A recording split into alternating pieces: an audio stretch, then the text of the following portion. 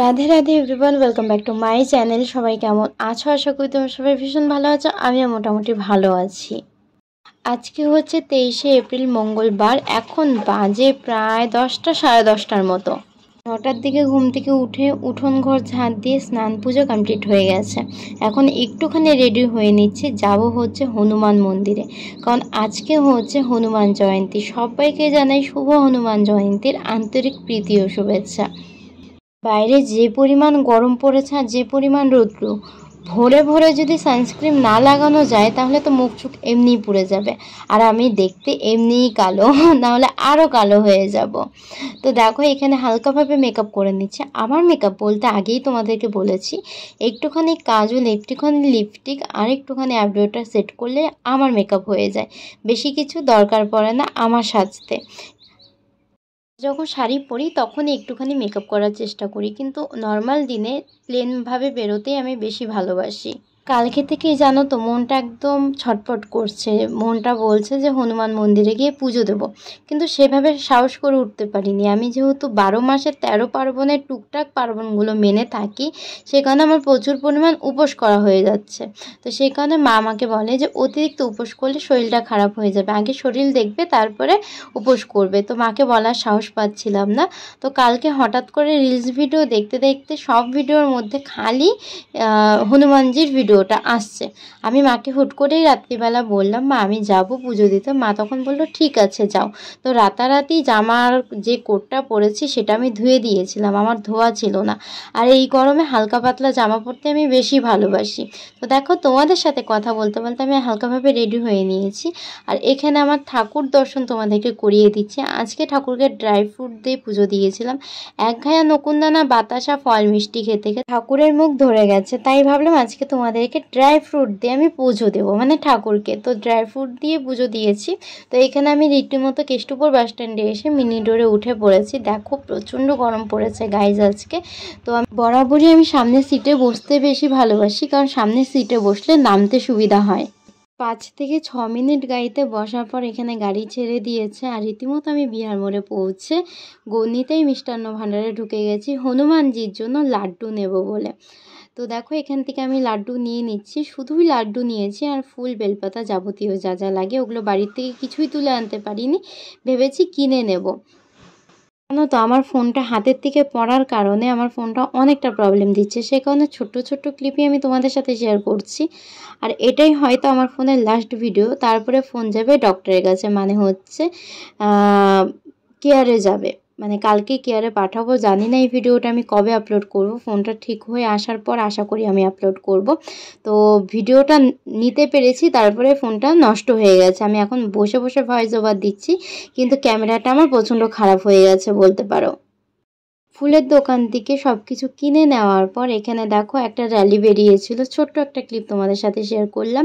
জানো তো গাইজ, আমি মন থেকে যেটাই চেয়েছি সেটাই আমি পেয়েছি। যেমন হনুমানজিকে আমার অনেক দিন থেকেই মনে হচ্ছিল যে হনুমান পুজো করব, হনুমান পুজো করব, কিন্তু অ্যাকচুয়ালি আমি সেভাবে সাহসটা পাচ্ছিলাম না, কারণ আমি সোমবার করে ভেজ খাই, মঙ্গলবার করে ভেজ খাওয়াটা সত্যিই সম্ভব না। কিন্তু ঠাকুর তুমি চেয়েছো আর ঠাকুর তোমার পুজো নেবে না, মানে আমি চেয়েছি আর ঠাকুর আমার পুজো নেবে না, এটা অসম্ভব একটা ব্যাপার। তো ঠাকুর নিজেই টেনেছে, এই কারণে হয়তো বারবার তারই রিলস ভিডিও দেখাচ্ছিল আমি যাতে হনুমান জয়ন্তীতে গিয়ে ঠাকুর পুজো করি। তো যেমন ভাবনা তেমন কাজ, সকাল সকাল স্নান পুজো কমপ্লিট করে চলে এসেছি বিহার মোড়ে। তো দেখো এখানে ছোট্ট করে র্যালিটা তোমাদের সাথে শেয়ার করলাম। জানো তো আমি নিজেকে কিছু কিছু দিক থেকে ভীষণ লাকি মনে করি। যেমন পুজো আচ্চার দিক থেকে, পুজো করলে এতটা মনে শান্তি পাওয়া যায়, ভীষণ ভালো লাগে। তোমাদের সাথে কথা বলতে বলতে বাগুড়া থানা মোড়ের ভেতরে যেই হনুমান মন্দিরটা আছে সেখানে গিয়েছিলাম। দেখো প্রচণ্ড ভিড় গাইজ, আমি তো কাণ্ডই করেছি একটা। আমি গিয়ে ডিরেক্ট মানুষকে ঠেলাঠেলি করে ঢুকে ডিরেক্ট পুজোর ওখানে গিয়ে ব্রাহ্মণকে আমি বলছিলাম আমার নাম গোত্র বলেছি, আমি বলেছি লাড্ডু চড়িয়ে দাও। আমি কিচ্ছু দেখিনি ওখানে কতজন মানুষ আছে না আছে, আমি ডিরেক্ট গিয়ে ঢুকে পড়েছি। তো দেখো প্রচণ্ড ভিড় ছিল। আসলে ঠাকুরের সাথে আমার কানেকশানটা এমন একটা কানেকশান, আমার ভীষণ নিজের মনে হয়। এই কারণে আমি নিজের মতো করেই সবটা করার চেষ্টা করি। তো দেখো এখানে হচ্ছে মন্দিরে ঢুকবো করছি, তোমাদেরকে আগের আমি ঘটনাটা শেয়ার করলাম। এখানে আমার সাথে এসছে পিকু। আস্তে আস্তে আমি তোমাদেরকে সবার পরিচয় করাবো। আর শুধু পিকু নেই আজকে আমার সাথে, আজকে অনেকে আছে। আজকে কিন্তু আমি একা আসিনি। পিকুর হাতে ফোনটা দিয়ে আমি মন্দিরে উঠে পড়েছি। তো দেখো আমি আস্তে আস্তে কিন্তু ঢুকে যাব। পুচকি হবার কিন্তু একটা সুবিধা আছে গাইজ, তুমি মানে মানুষ ঠেলে ঠুলে তুমি ভেতরে ঢুকে গিয়ে চুপটি করে বসে থাকতে পারবে। তো দেখো অনেক চেষ্টা করে আমি তোমাদেরকে শেয়ার করব বলে, মানে তোমাদেরকে দর্শন করাবো বলে হনুমানজির ছোট্ট একটা ক্লিপ আমি নেওয়ার চেষ্টা করেছি। তো তোমরা সবাই দর্শন করো আর সবাই বলো জয় শ্রীরাম। আজকের কমেন্টে কিন্তু জয় শ্রীরাম চাই। জয় শ্রী রাম না হলে কিন্তু চলবেই না। যারা যারা ব্লগটা দেখছো তারা সবাই কমেন্টে ভরিয়ে দাও জয় শ্রী রাম। তো দেখো ভালো করে তোমাদের সাথে শেয়ার করলাম হনুমানজি। সবাই বলো জয় বজরংবলী। আর জানো তো গাইজ, 2 বছর আগে মালবাজারে হনুমান মন্দিরে গিয়েছিলাম। সেখান থেকে না আমাকে একটা হনুমান চালিসা দিয়েছিল। আমি যেহেতু হনুমানজি কি মানে ছোটোবেলায় দেখতাম হনুমানজির সিরিয়াল বলো, তারপরে দেখাতো যে মারুতি, এসব দেখতাম, বাট হনুমানজিকে সেভাবে আমি জানতাম না, আমি বুঝতাম না। তো তখনকার হনুমান চালিসাটা আমি আমার এক ফালতু দিদিকে দিয়ে দিয়েছিলাম। সত্যি গাইজ, ওর মতো ফালতু মনে আমি কাউকে দেখিনি। এতটা ফালতু ওকে আমি দিয়ে দিয়েছিলাম। ও যেহেতু হনুমান পুজো করে, তো সেই কারণে এখন মনে হয় যে ঠাকুরের লীলা না থাকলে হয়তো ঠাকুর আমাকে টানতো না।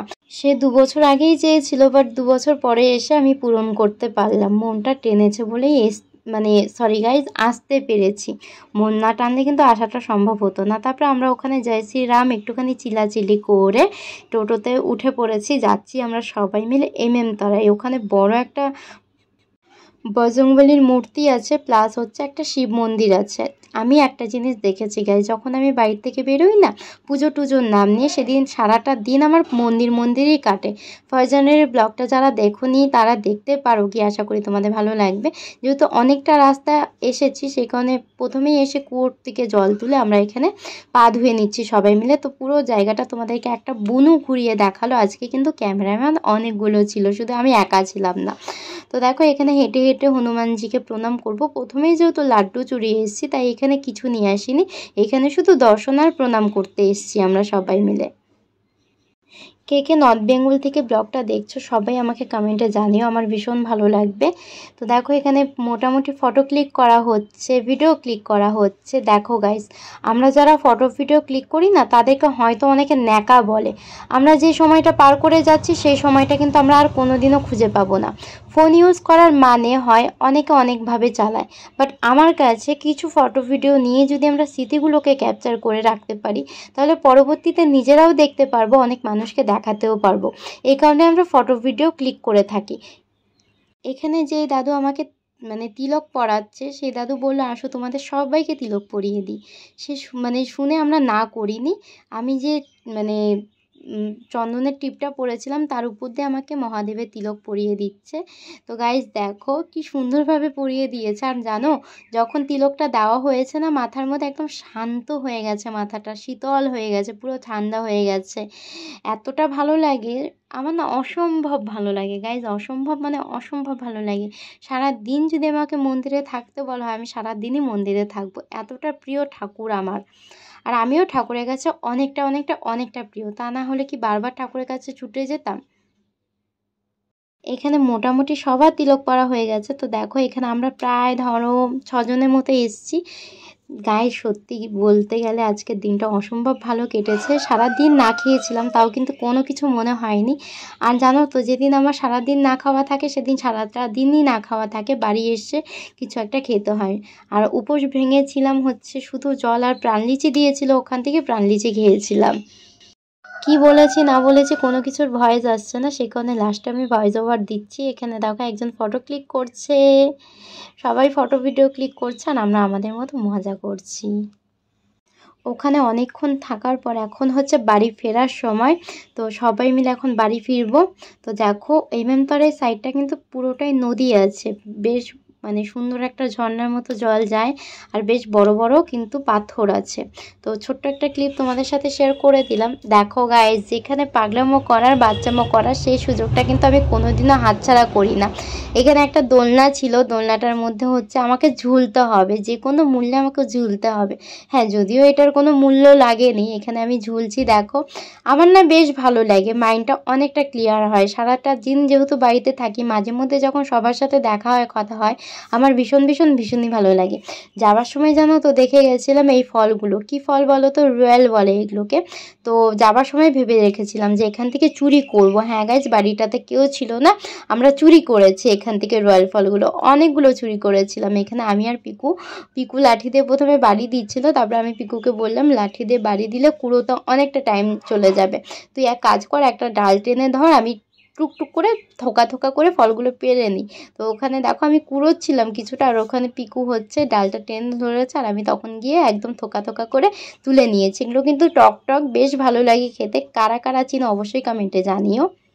বাড়ি আসার সময় দেখো গাইস, ওরা ঝালমুড়ি নিয়েছিল, বাট আমি আজকে ভেজ খাবো, সেই কারণে আমি ঝালমুড়িটা খাইনি, কারণ ঝালমুড়িতে পেঁয়াজ দেওয়া ছিল। তো কাকুটা এতটা ভালো ছিল, ঝালমুড়ি দেওয়ার পর আমাদেরকে একটা গোটা জলের বোতলই দিয়ে চলে গেল যে তোমরা জল খাও। তো গাইজ দেখো এখানে আমরা কতগুলো রয়্যাল পেরেছিলাম। তারপরে আর কোনো ক্লিপ নেওয়া হয়নি গাইজ, কারণ আমার ক্যামেরা ভীষণ প্রবলেম দিচ্ছে, তোমাদেরকে আগেই বলেছি। আমাদের কিছু ফটো দিয়ে ব্লগটা এখানে এন্ড করছি। আশা করি তোমাদের ভালো লেগেছে। যদি ভালো লেগে থাকে অবশ্যই সবাই আমাকে কমেন্টে জানিও। আমার চ্যানেল সাবস্ক্রাইব করে বেল আইকনটাকে প্রেস করে দিও, নতুন কোনো ভিডিও আসলে তোমরা দেখতে পারবে। তো সবাই সুস্থ থেকো, ভালো থেকো গাইজ, টাটা বাই বাই।